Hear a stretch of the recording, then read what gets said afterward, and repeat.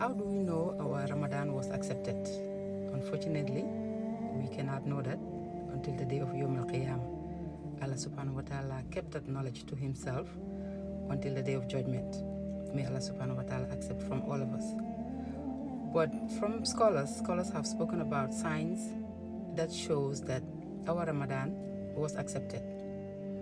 And one of the signs, some of the signs of an accepted good deed is that it is followed up with good deeds over and over and over. You just don't do one good deed and that's it. No. If a good deed follows up with another good deed and another good deed and another good deed, it's a sign of an accepted ibadah. We should be asking ourselves, am I still praying on time like I was doing in Ramadan? Or am I still delaying? Am I back to delaying my salahs? If you are still praying on time like you were doing in Ramadan, after Ramadan, that's one sign. You are still connected to your salah. You are praying on time. And another thing is the Quran. Are you still connected to the Quran like you were in Ramadan? Or you abandoned the Quran right after Eid? If you are still connected to the Quran, it do not have to be the same amount. Yes, worshiping Allah subhanahu wa ta'ala in the month of Ramadan is not the same as worshiping Allah subhanahu wa ta'ala after Ramadan. Yes, the months have its own virtues. Some months are more virtuous than the other months. So that's normal. But the thing is, just stay consistent with your ibadahs. The most beloved deeds to Allah subhanahu wa ta'ala are the most consistent deeds, even though they are little. So even though you are not connected to the Quran, you are not reading the Quran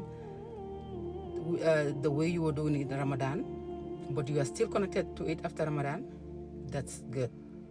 Just choose quality over quantity and stay connected with the Quran. And are you still doing the dhikr? Are you still remembering Allah subhanahu wa ta'ala? Are you still being conscious of Allah subhanahu wa ta'ala like you were doing during the month of Ramadan? In Ramadan, we are more conscious. For example, some sins, it's not light anymore during Ramadan. So some sins that we were doing before Ramadan now should feel heavier for us after Ramadan. It should be uncomfortable for us. For example, let's say gossiping. During Ramadan, we are more mindful of what we say, more mindful of our words. We are more conscious of what we say. If we continue doing that after Ramadan, that is a sign also. Because if sins become heavier for you, that is a sign of an accepted deed. Because it was heavier for you during Ramadan, now it's heavier for you after Ramadan. You feel uncomfortable doing the sins you used to do. And also, your heart becomes softer towards Allah subhanahu wa ta'ala. You become more humble. You show humility in your du'as. You call unto Allah subhanahu wa ta'ala all the time. You continue making du'as to Allah subhanahu wa ta'ala.